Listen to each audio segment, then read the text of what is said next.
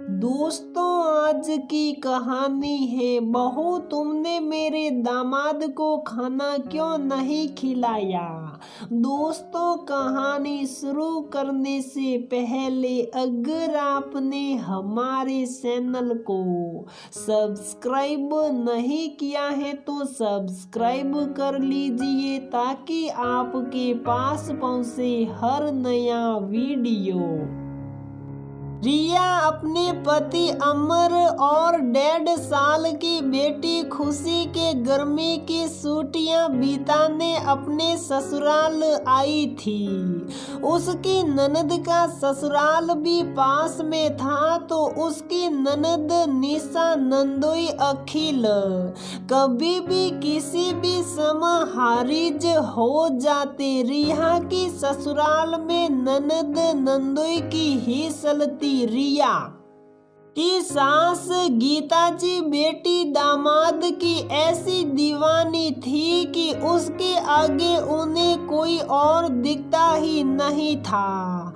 उसका मानना था कि बेटा बहू तो दूर रहते हैं, पास में तो बेटी दामाद ही रहते हैं, तो आखिरी वक्त में वही उनके पास सेवा के लिए रहेंगे।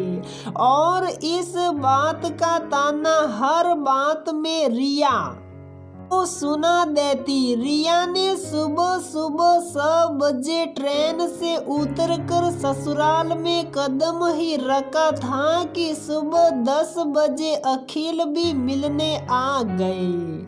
सासू माँ ने आवाज लगाते हुए कहा, अमर देख बेटा दामाद जी आए हैं, बहू को बोलो चाय नाश्ते लेकर आए। अमर कमरे से बाहर आकर अखिल जी आप इतनी सुबह सुबह। अखिल हाँ भाई साहब, इधर से गुजर रहा था तो सोचा आप लोगों से मिलता चलूं, बाद में निशा को साथ लेकर आऊंगा।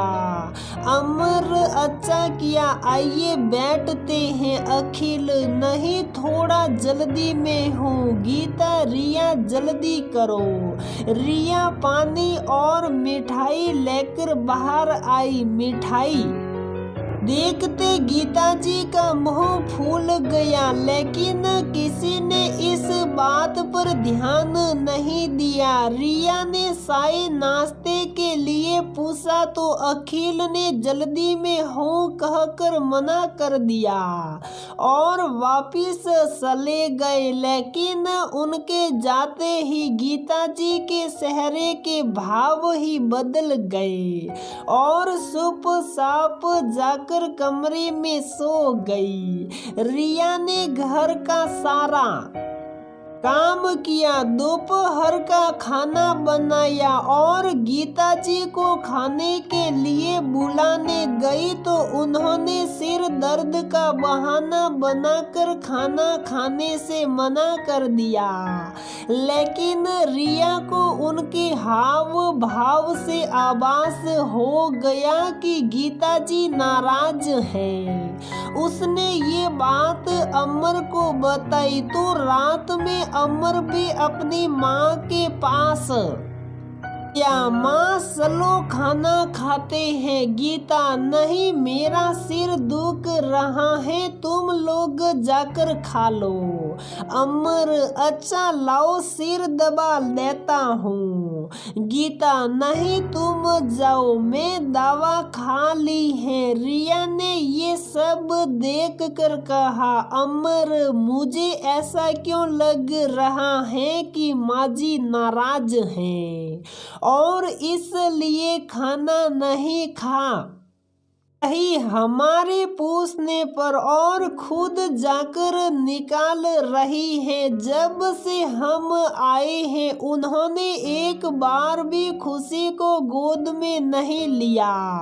अमर तुम बेकार में इतना सोच रही हो, हम आज ही तो आए हैं और सुबह से कोई बात भी नहीं हुई तो भला वो नाराज क्यों होगी। तुम्हें तो पता है कि उन्हें माइग्रेन है तो हो सकता है सस में सिर दुख रहा हो रिया, हम हो सकता है। लेकिन मन ही मन सोचने लगी कि ऐसा व्यवहार तो वो सिर्फ नाराजगी में करती है, वो भी किसी ने बेटी दामाद के खिलाफ कुछ कहा या सेवा में कुछ चूक रह गई।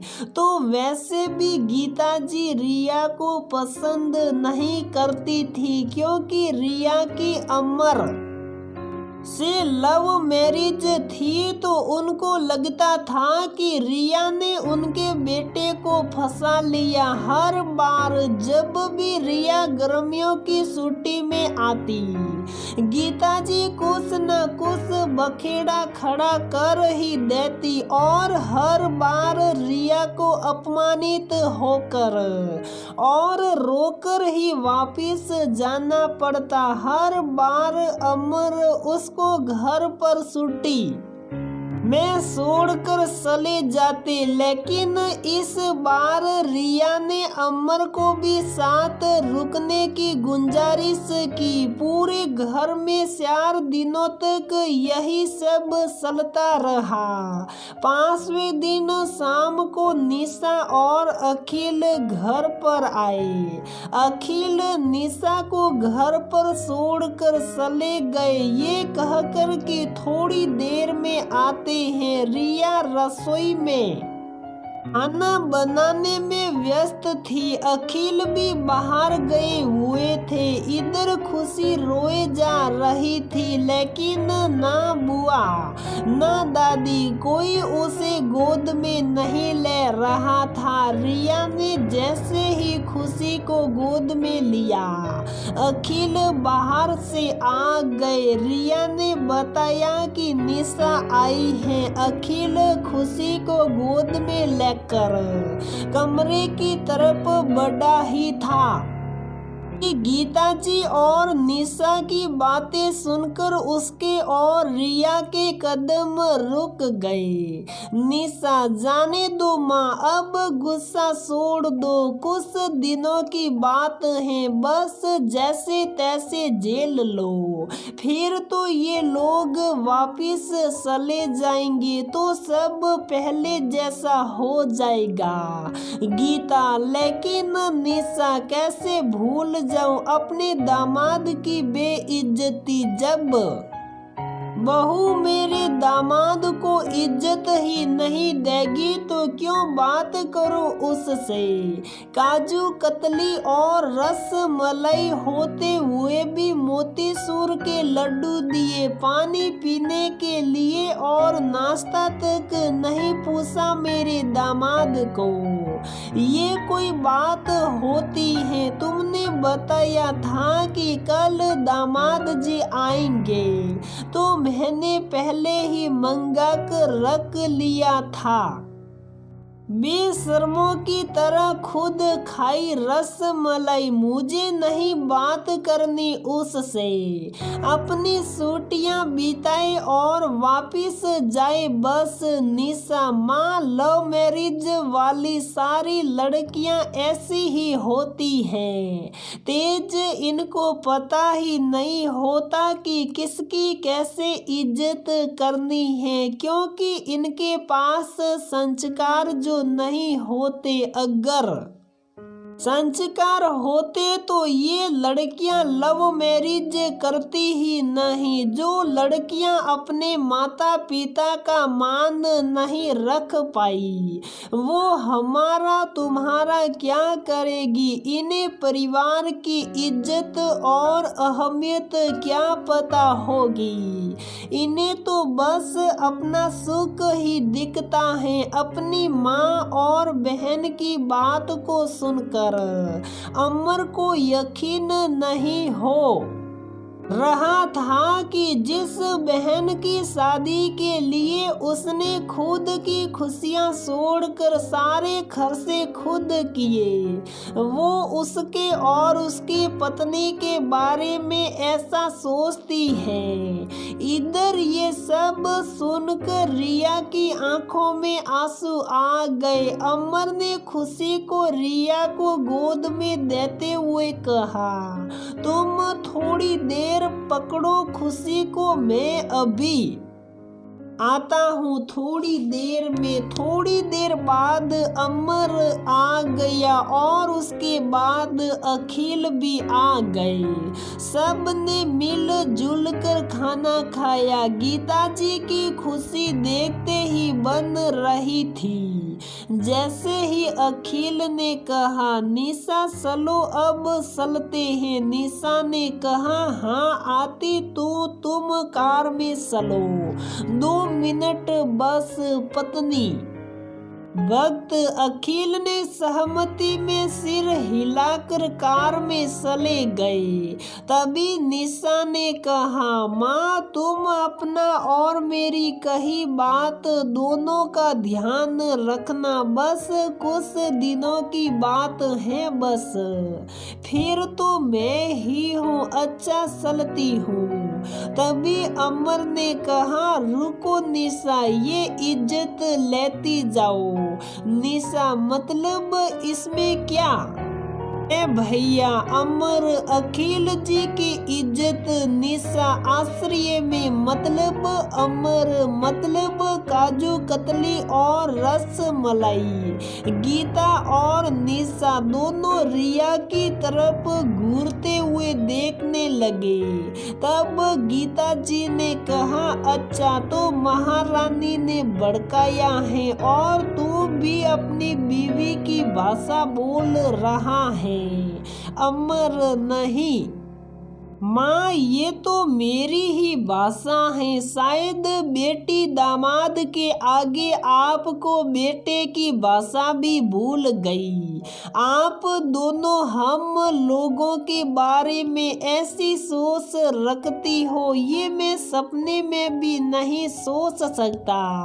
कल आपको गुस्सा सिर्फ इस बात से आया कि अखिल को स्वागत में काजू कतली और रस मलाई ना देकर मोतीचूर के लड्डू दिए गए नाश्ते के लिए। अखिल ने ही मना किया था। जब आपको पहले से पता था कि अखिल आने वाले हैं तो आपने हमें क्यों नहीं बताया? आपको सिर्फ और सिर्फ बेटी दामाद दिखते हैं, लेकिन आपको बेटा बहू तो छोड़ो अपनी पोती नहीं दिखी जिसे आप प्यार से गोद में ले सके। आपको ये नहीं दिखा कि 24 घंटे की लंबी दूरी तय करके आने के बावजूद रिया ने घर के काम किए। गुस्सा ने या शिकायत के बजाय ये बात आपने रिया को बता दी होती तो शायद आज आप और हम दोनों ही खुश होते। निशा, तू तो पढ़ी लिखी है, आज के जमाने की लड़की है। तेरी सोच ऐसी कि लव मैरिज वाली लड़कियां संस्कारहीन होती हैं। अगर रिया संस्कारहीन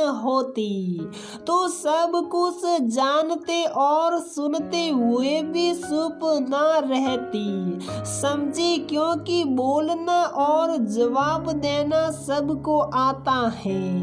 एक बात और माँ, हम तो यहाँ खुशियाँ और प्यार बांटने आए थे, लेकिन यहाँ आकर पता चला कि आपके लिए हमारा यहाँ आना सिर्फ एक बोझ है।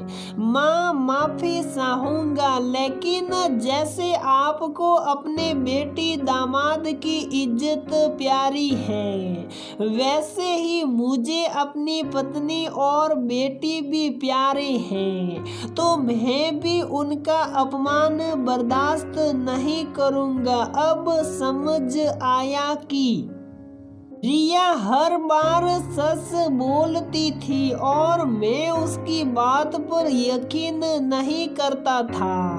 अब हम छुट्टियों में यहाँ तभी आएंगे जब आप हमें बुलाएंगी।